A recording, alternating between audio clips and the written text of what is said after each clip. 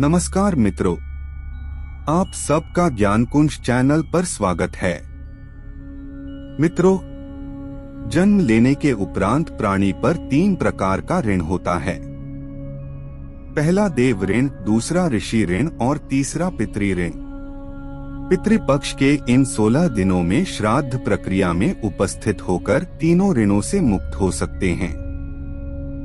किंवदंती है कि चंद्रमा की ऊर्ध्व कक्षा में पितृलोक स्थित है, जहां हमारे पितृ निवास करते हैं, जिन्हें हम आंखों से नहीं देख सकते। जीवात्मा जब इस स्थूल शरीर से पृथक होता है, उस स्थिति को हम मृत्यु कहते हैं। हिंदू मान्यताओं के अनुसार 1 वर्ष तक प्राय सूक्ष्म जीव को शरीर नहीं मिलता। मोहवश वह सूक्ष्म जीव अपने परिवार जनों एवं घर के आसपास घूमता रहता है। श्राद्ध कर्म करने से उस सूक्ष्म जीव को तृप्ति मिलती है। इस अनुष्ठान में जब हम श्रद्धा से ब्राह्मण को भोज्य पदार्थ खिलाते हैं तो पितृ तृप्त होते हैं। पितरों को भोजन कैसे मिलता है? प्राय कुछ लोग यह शंका करते हैं कि श्राद्ध में समर्पित की गई वस्तुएं पितरों को कैसे मिलती है। कर्मों की भिन्नता के कारण मरने के बाद गतियां भी भिन्न भिन्न होती हैं। कोई देवता, कोई पितर, कोई प्रेत, कोई हाथी, कोई चींटी, कोई वृक्ष और कोई तृण बन जाता है। तब मन में यह शंका होती है कि छोटे से पिंड से या ब्राह्मण को भोजन करने से अलग अलग योनियों में पितरों को तृप्ति कैसे मिलती है। इस शंका का स्कंद पुराण में बहुत सुंदर समाधान मिलता है। एक बार राजा करंधम ने महायोगी महाकाल से पूछा, मनुष्यों द्वारा पितरों के लिए जो तर्पण या पिंडदान किया जाता है, तो वह जल, पिंड आदि तो यहीं रह जाता है, फिर पितरों के पास वे वस्तुएं कैसे पहुंचती हैं और कैसे पितरों को तृप्ति होती है। भगवान महाकाल ने बताया कि विश्व नियंता ने ऐसी व्यवस्था कर रखी है कि श्राद्ध की सामग्री उनके अनुरूप होकर पितरों के पास पहुंचती है। पितरों और देवताओं की योनि ऐसी है कि वे दूर से कही हुई बातें सुन लेते हैं, दूर की पूजा ग्रहण कर लेते हैं और दूर से कही गई स्तुतियों से ही प्रसन्न हो जाते हैं। वे भूत, भविष्य व वर्तमान सब जानते हैं और सभी जगह पहुंच सकते हैं। 5 तन्मात्राएं, मन, बुद्धि, अहंकार और प्रकृति, इन 9 तत्वों से उनका शरीर बना होता है और इसके भीतर 10वें तत्व के रूप में साक्षात भगवान पुरुषोत्तम उसमें निवास करते हैं। इसलिए देवता और पितर गंध व रस तत्व से तृप्त होते हैं, शब्द तत्व से तृप्त रहते हैं और स्पर्श तत्व को ग्रहण करते हैं। पवित्रता से ही वे प्रसन्न होते हैं और वे वर देते हैं। पितरों का आहार है अन्न जल का सार तत्व। जैसे मनुष्यों का आहार अन्न है, पशुओं का आहार तृण है, वैसे ही पितरों का आहार अन्न का सार तत्व है। अत वे अन्न व जल का सार तत्व ही ग्रहण करते हैं। शेष जो स्थूल वस्तु है वह यहीं रह जाती है। किस रूप में पहुंचता है पितरों को आहार? नाम व गोत्र के उच्चारण के साथ जो अन्नजल आदि पितरों को दिया जाता है, विश्वदेव एवं अग्निश्वात दिव्य पितर हव्यकव्य को पितरों तक पहुंचा देते हैं।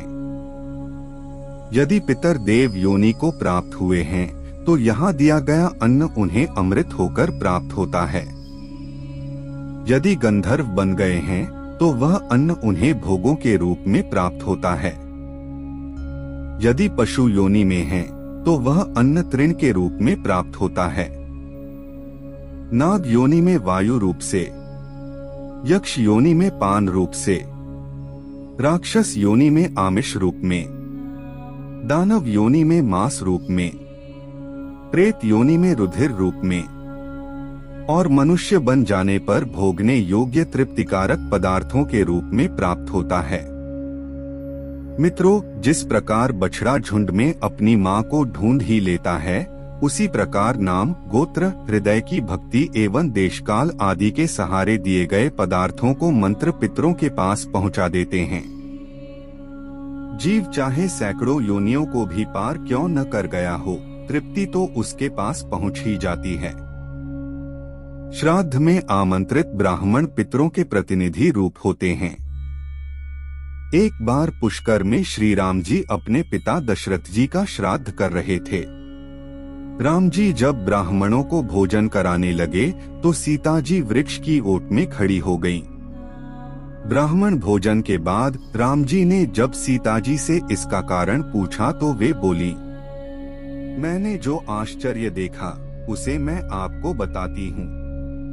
आपने जब नाम गोत्र का उच्चारण कर अपने पिता दादा आदि का आवाहन किया तो वे यहाँ ब्राह्मणों के शरीर में छाया रूप में सटकर उपस्थित थे। ब्राह्मणों के शरीर में मुझे अपने श्वसुर आदि पितृगण दिखाई दिए, फिर भला मैं मर्यादा का उल्लंघन कर वहाँ कैसे खड़ी रहती, इसलिए मैं ओट में हो गई। तुलसी से पिंडार्चन किए जाने पर पितरगण प्रलय पर्यंत तृप्त रहते हैं।